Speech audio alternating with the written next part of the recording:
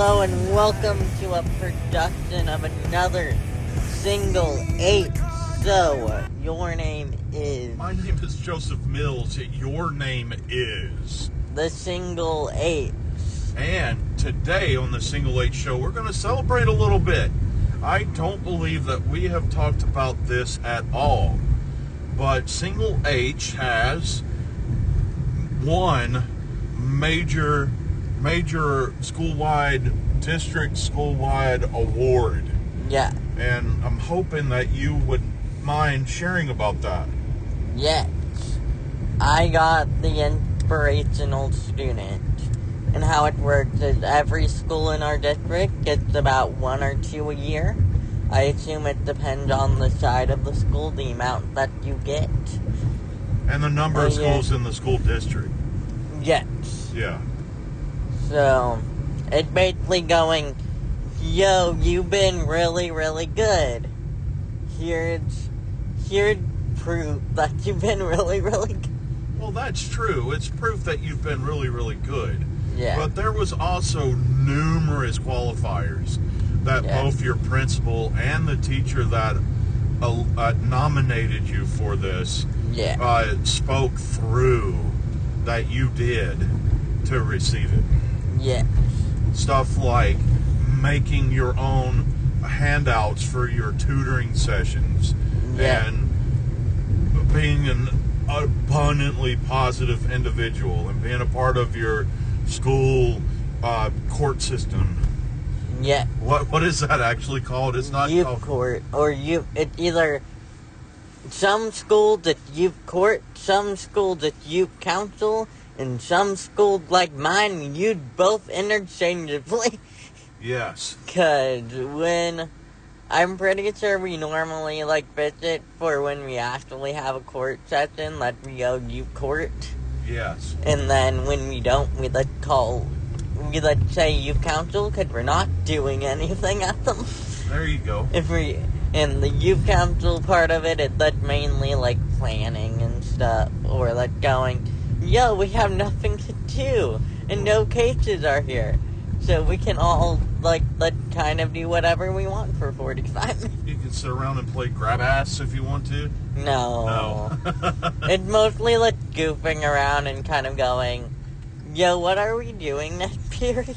Well, way back in the day, playing grab ass meant goofing around. So, even though it sounds different, the answer to my question was yes. Yeah. Mainly goofing around, or when we were training the other youth council, we used that time to see how many lessons we could get through to teach them what to do? Yep, in a span of 45 minutes. Luckily, it kind of, I shouldn't say luckily, but it kind of always lined up for youth council training. Yeah. To line up to suddenly an influx of cases. Yeah. Because we're going at, the second semester, well, the end of first semester, the next school year. Mm-hmm. So it's that kind of suddenly everyone is comfortable. Yeah. And then everybody changes. Yeah. Can you serve 2 terms? No, because the time, it is literally only a last semester at the school that I go to. Mm-hmm. It is different for probably every youth council, but it is the second semester of sophomore year and the first semester of junior year. Oh, so you were on council this year? Yes. Yeah. Technically, we are Youth Council 2025. Okay. Because that was our whole span with that group. But now you've kicked that to the curb. You're off now, right? Yeah, I'm off because we can't do Youth Council the rest of junior year. You can't have a controlling majority. You can't overrun and have no term limits. No, mostly because the day that we normally have youth council, for a good bit of for about half of second semester, we can't be there because we're doing our internships. Yeah. We can't be there for 45 minutes at the beginning of the day. Yeah. We're Because you're off at your internship. yeah. I get it. So we physically cannot serve another term because of how our school is made up, which I honestly think is good. How is the TWO gonna conquer this school if they are imposing these term limits? We have to take control, first of all, No. with no term limits, and control the justice system, the school justice system, and then just completely just overrun it. No, because especially youth council doesn't deal with like the big things Okay. like drugs and alcohol. That goes. You just partake. That will go directly to admin. Okay. And we deal with, you misbehaved in class. You just deal you with locked the door on the sub. You're dealing with the people that literally played crab ass. Yeah, we're Okay. dealing with those guys and figuring out the right way to deal with things. Yeah. Most of the time, it's mainly trying to make them change from action between, like, friend groups. Yeah. Going, that doesn't, no, you cannot do that in a public setting with your friend group. Yeah. That needs to happen in your home. Or, Yeah. like, somewhere other than here. Understood. Well, that's really good. And so anyway, this award that you got just acknowledged all of your participations within that. Yeah. All right. And all it, like, the extra stuff that I do for my one-on-ones. Because, You do a lot of stuff for your one-on-ones. yeah, because I'm very much like, I would rather be over-planned and fully understand what we're doing than going, I don't know how to drive through it right now, let me look up stuff. I would rather do that looking up stuff earlier and then being able to drive. Yeah. Because one of my one-on-ones, I really quickly figured out that they needed step-by-steps Yeah. of something for one of their classes. So I'm like, okay, cool, I can do that. That gives me something to do in my free time for me not feeling like I'm wasting it. But that really does show your ability to break into the situation and really see what's happening so Yeah. that you can work on it and address it. Yeah. It's quite cool. And I think it's one of those things that I'm like, it really helped that I have a learning disability. Mhm. Because not saying that, like, neurotypical people won't be able to do it, but I can do it with a very, like, specialized lens. Yeah. That I'm like, I have an IDP. I have something that teachers literally went, okay, let's look at how they think. How Yeah. can we make this acceptable? And off of seeing that for years and years and years with different people doing it, that have given me the ability to kind of spot what people need while I'm still trying to, like, figure out, because now we're at the point with my IDP that I'm like, now it's time to actually, like, figure it out what's happening for me to have the tools I need without me feeling like I have too much on there. Yeah. So the word you used was neurodivergent? Neurotypical. Neurotypical. What is it? Describe neurotypical to me. Neurotypical are people that don't have, like, documented learning disabilities or mental disabilities. Yeah. That basically their brain is close enough to the normal population Yeah. that they don't need, like, any aid in that capacity. All right. What would a person that is dyslexic? What would they be described as? We are neurodivergent. No, so you did say neurodivergent. No, I did say neurotypical. But yeah. a person that's dyslexic is neurodivergent. Yes. All right. So before I Yeah. get to neurodivergent, Yeah. please remember, avoid Orange 47. That's right, friends. Avoid Orange 47. It's just like Orange 45, but now way more deadly. So Orange 47 just went off on all neurodivergent people Yes. and called them dumb. Yes. Well, everything that you just described that you do for yourself to help you help another person would Yes. show just how freaking smart that you are. Yes. That you're able to use your life journey in a way to make another person's life journey better. Orange 47, I wish that he could hear this, but he wouldn't listen to it. But there's nothing dumb about what you just shared. Yeah. You used your neurodivergent path to do something just stunningly smart. Yeah, because it is. I have had to gain these skills over time.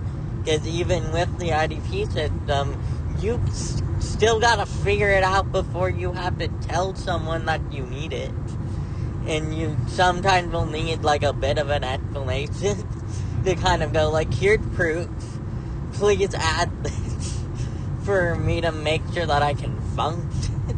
Yeah. Because a while ago, this year I finally got noise canceling headphones. Because I could be like, yo, I figured out I had sensory issues.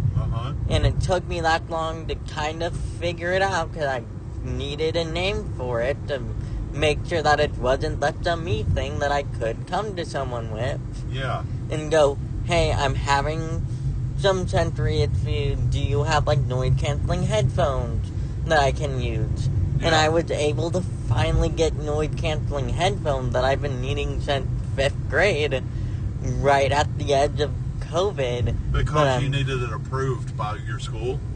Yeah, or kind of like, I needed it more like going, for when teachers see it, they're not like, take them off.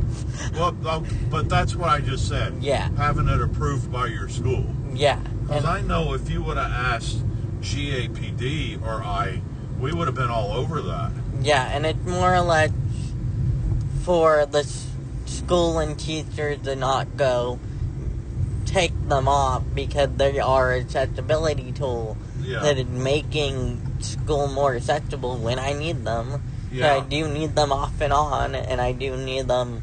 I probably should put them on like more throughout the day, but at the same time, I don't want to be the weird one in the classroom, which is always, and that's always a sad thing that I have to. Whenever I do say it out loud, I can kind of go like, oh, here's a problem that would have been fixed. If I felt comfortable enough, but with the society that we live in right now, you don't want to point yourself out for being the different one. And that does make it really, really just drastically hard for you, doesn't it? Yeah. That you have to deal with this whole, I'm gonna look different or stand out to be able to get the help and assistance that I need. And it's scary. It's more scary than anything to do what you need to do. And luckily now we're at the point that fidgets are kind of becoming more accessible in classrooms. Yeah. But that's one accessibility tool that we finally normalized to some degree. Yeah. But that whole deal too, with accessibility tools and so forth, as long as Vince's wife is in charge of the Department of Education, accessibility tools and stuff is just going to be hard to come by. Yeah. Yeah. But seriously, but you're sitting here and you're talking about if people would just stop for a minute and have a conversation, then everybody would know yeah, he's not listening to gangster rap. He's making it so he can't hear other people. No, he's not ignoring you. He's actually using that spinner to hear you better. Yes. 'Cause Yeah. I'm very much a person that I need things outside of me to focus at all. And it's nice knowing that I need something outside of me to focus at all. Yeah, and it draws your attention in.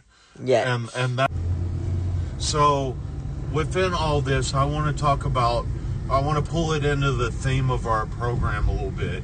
And Yeah. I wasn't able to just enjoy that you got your award. And this isn't about you. It is about all the times that I've ever gone to the place where you received your reward and defended transgender kids and stuff. And I was really worried that going there and doing this would out you, and you wouldn't, it would become a thing. But so I kind of talked to you about it. So let's go ahead and deal with your answer first. What was your answer? It's kind of like the nature of my identity. There's no way to not out me to a certain degree unless I have given you like very specific information. Yeah. So you're pretty much out. Yeah, I'm out, except if a couple of people that I kind of keep this is okay with and haven't told the rest. So you still have some people in your existence that don't know? That don't know about the coming out after. Oh, the after coming out, the non-binary. The non-binary, AROH, aromantic. Yeah. Coming out afterwards. That don't know about it. That's why within my speech, I only said come out. Yeah. I did not add the X to that out. What I was worried about doing, you talked about in your speech. Yeah, because the nature of what I do, there's no way to not talk about it. Yeah. And I've come to terms with that, and I need, and especially where we are currently, currently I have the chance to do it. Yeah. So why not? And because, my God, we're rapidly approaching a world that you're going to have to be in the closet again. Yeah. Yeah. As long as we can get your meds so that you can be you. Yeah. Yeah. And that's kind of where you're at. And I was so nervous about this whole deal. Even when I was there, I was nervous about it. Yeah. But man, you just shine. You did a great job. Yeah, but while I was reading, I also dealt with I see where the dyslexia happened. Because were you having a hard time reading? No, I physically saw that's not a sentence. Yeah. And had to go, here's the word that I needed to glue in. Really quickly glue them in and hope no one noticed that you're gluing them in right now. Yeah. That's why that I don't read when I speak. That's why, I mean, we do our podcast, and it drives other podcasters crazy because we don't have a call sheet or anything. We sit down, we have our topic, and we talk about it. Yeah. Because both of us kind of fidget and squirm around outlines and reading stuff. I hate outlining anything when I can. Well, I don't outline stories when I write them. I'm like, I would rather that let whatever happens, and whenever I will find those rising actions as they were happening, and the second that I find where that story is coming to an head, then I turn on let's think about all these falling actions all the way into the conclusion. Yeah. But even then, I'm like, okay, this is making sense. Okay, let's continue here. But what helps heighten all that up is having an outline. But Yeah. I'll tell you, you and I had the same issues. I remember when they tried to talk about in school how to construct a writing. Yeah. I was so angry. I wasn't just frustrated, I was angry. Yeah. Because all I wanted to do is what you just shared. I didn't want to write an outline. I didn't want to put points here, there, or there. I just wanted to write. Yeah, because it physically, in my brain, it doesn't make sense. Yeah. I can't make an outline make sense to my brain. Sure. But when I'm writing NPCs, I'm like kind of let go. Whatever happens, happens, and we'll see what happens. No matter what, kid, with NPCs, like I know they're gonna change. It kind of doesn't matter what I write. That's true. For me, though, I have gotten to a place in my life that I can speak with an outline. I could not speak from a manuscript, but I can follow an outline. I think that's my problem currently, that I am speaking from a manuscript. Yeah. But it's at least make that manuscript in making people not have to know the language of Hunter, as some of my friends have coined. Yeah. For me, though, also, like I used to go to school board meetings.